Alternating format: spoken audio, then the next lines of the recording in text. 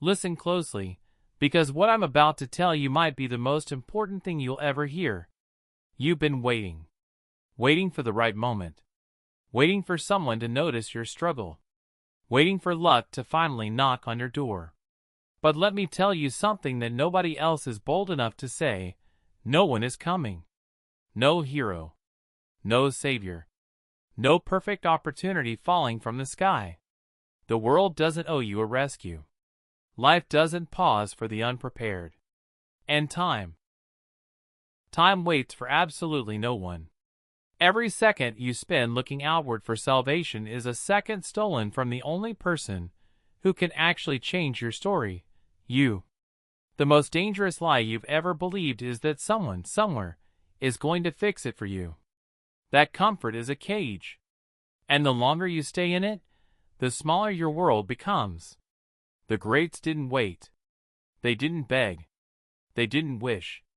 They moved, broken, scared, uncertain, but they moved. So the question isn't whether help is coming. It's not. The real question is, are you ready to become your own rescue? Because the moment you accept that truth, everything changes. Stop waiting. That is the hardest and simplest truth you will ever have to face. From the moment we are born, we are conditioned to wait. Wait for permission. Wait for approval. Wait for the stars to align just perfectly enough for us to finally take the first step. But life doesn't work that way. Life is not a waiting room. It is a battlefield, and the fighters who stand still are always the first ones to fall. Think about every dream you have quietly buried inside your chest.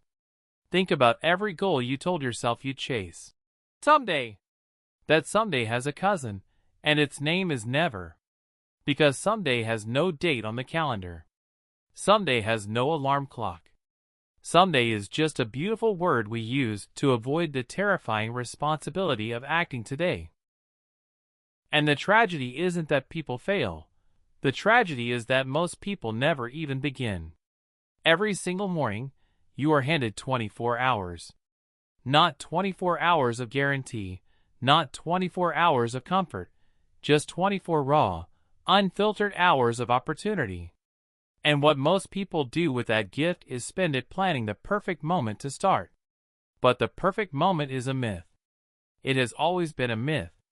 The most successful people in this world didn't find the perfect moment. They picked an ordinary moment and made it extraordinary through sheer force of will. Waiting does something dangerous to a person. It doesn't just steal your time, it steals your belief. The longer you wait, the louder the doubt becomes. The longer you sit still, the more convinced you grow that moving is somehow impossible. Inaction is not neutral. It is a slow poison.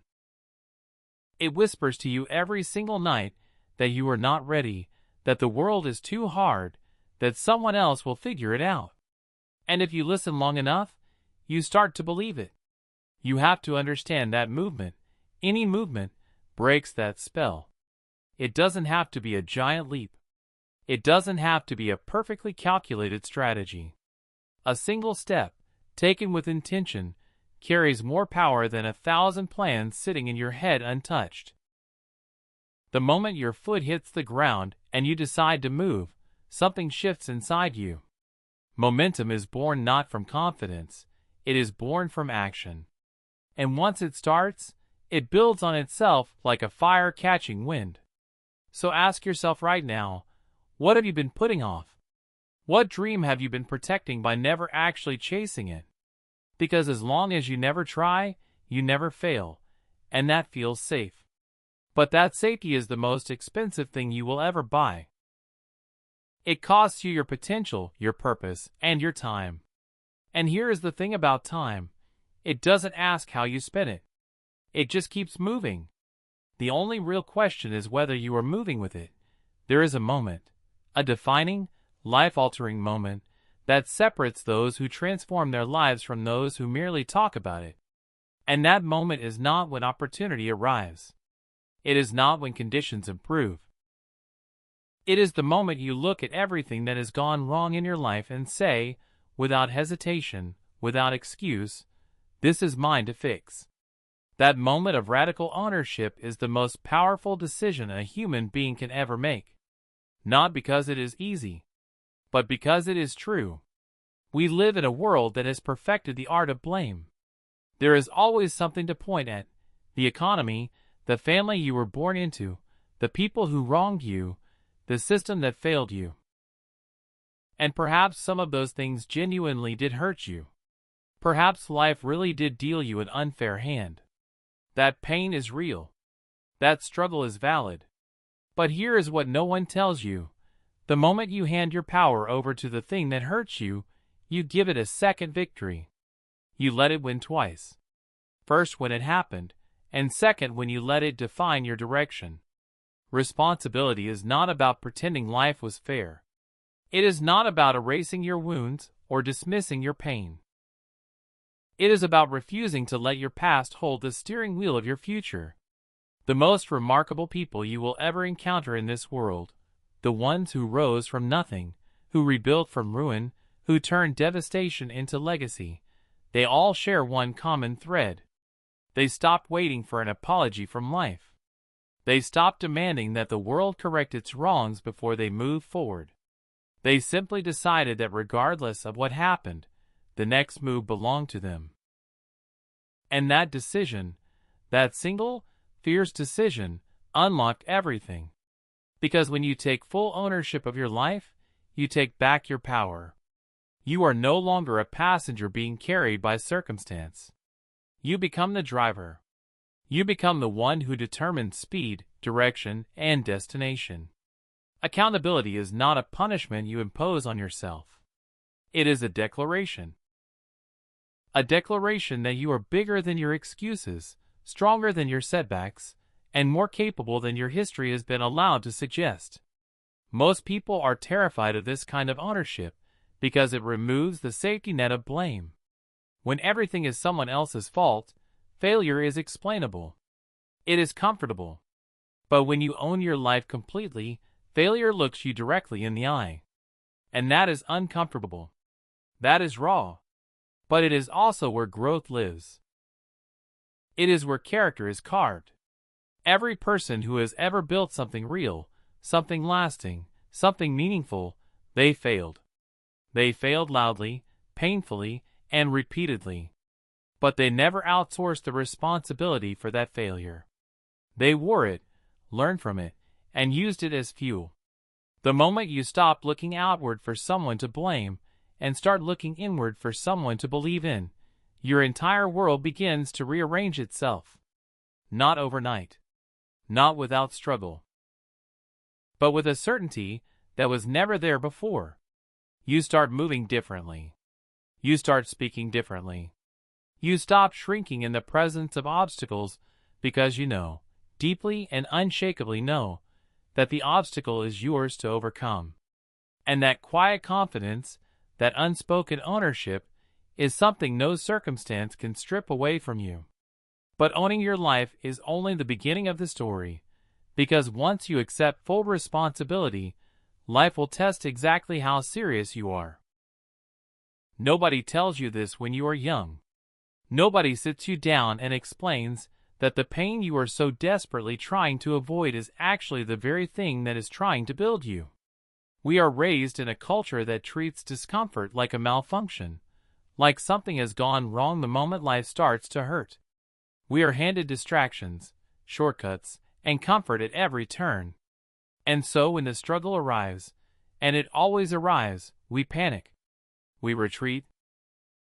We ask the universe why this is happening to us, as if suffering were a mistake, as if difficulty were an error in the system. But what if it isn't? What if the pain was always the point? Every great story ever told is built on adversity. Not success, adversity. The hero is never forged in the comfortable moments.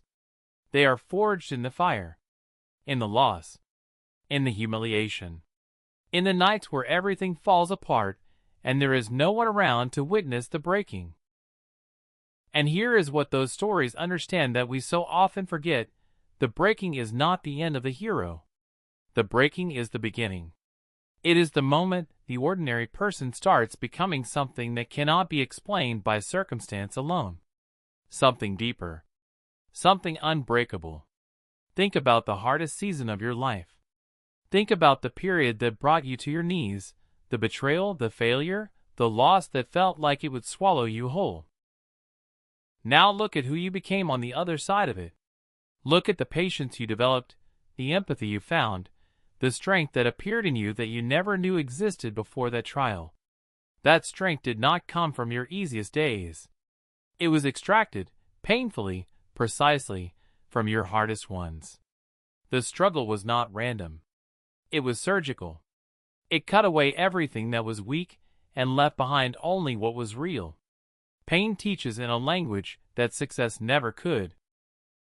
Success can make you confident, but pain makes you wise. Success can make you bold, but pain makes you humble.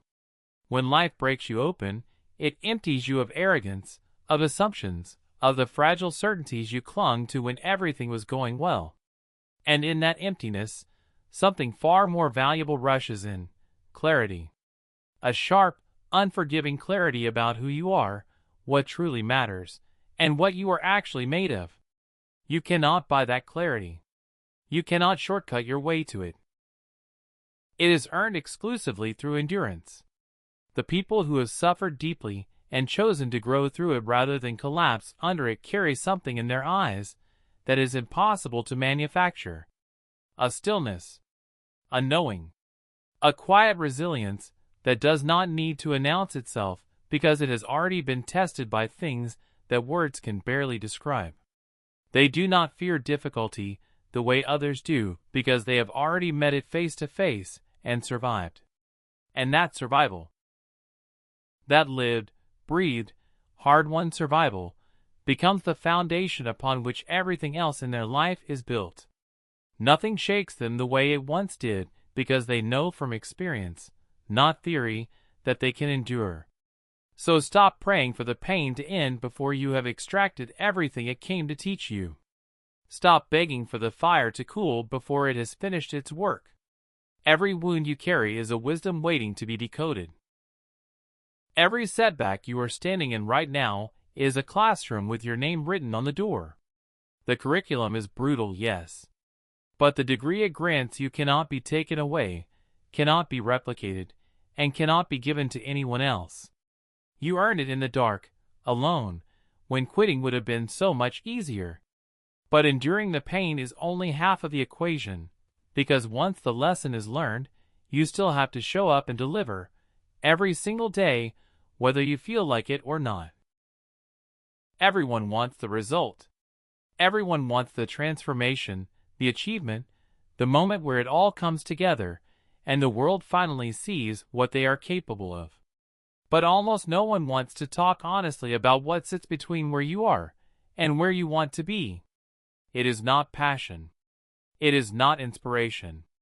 It is not a perfect morning routine or a vision board on your wall. It is discipline, quiet, unglamorous, relentless discipline. The kind that asks nothing of your emotions and everything of your character. The kind that shows up not because you feel ready, but because you decided that feeling ready was never part of the deal. Motivation is a beautiful lie we tell ourselves. It arrives like a storm, loud, electric, impossible to ignore.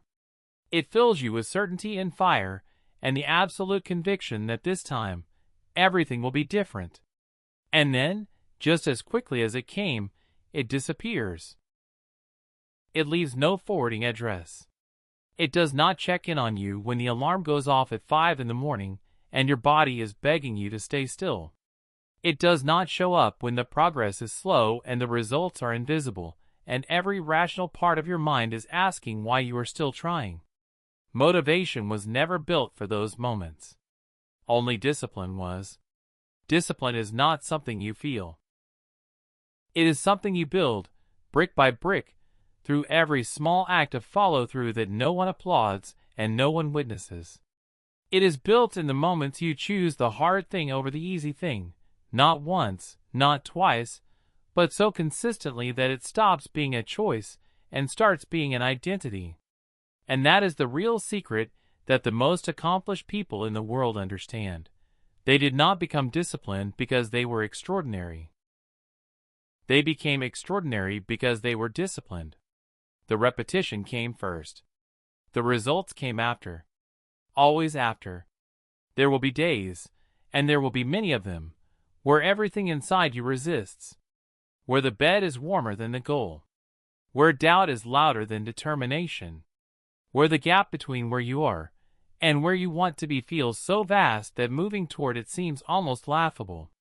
On those days, motivation will not save you. Inspiration will not save you.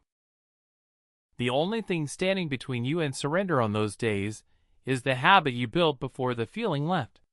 Discipline is essentially a promise you make to your future self during the moments when your present self is strong enough to keep it. And here is what most people never stayed long enough to discover. Discipline, over time, stops feeling like punishment. It transforms. The early mornings that once felt like torture become sacred. The hard work that once felt like sacrifice becomes the very thing you refuse to live without. Because discipline, at its deepest level, is a form of self-respect. It is you telling yourself, every single day, that your dreams are worth the discomfort, that your future is worth protecting, that you are someone who does what they say they will do, regardless of how the weather changes inside your mind. And once that identity takes root, once you become someone who simply does not quit, you will realize that the results were never really the point. The person discipline was building all along was you.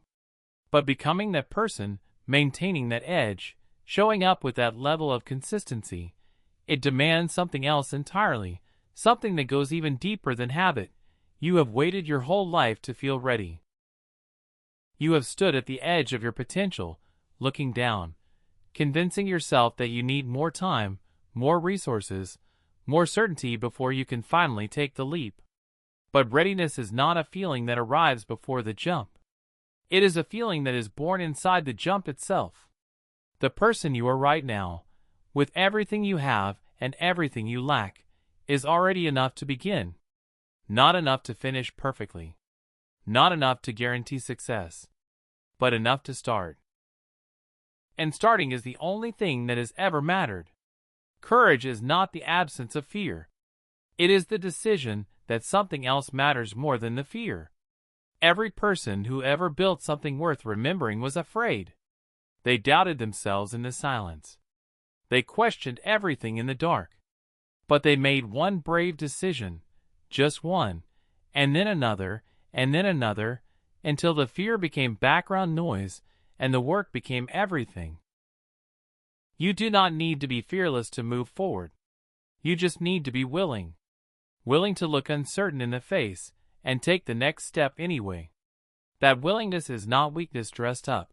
It is the rawest form of strength that exists.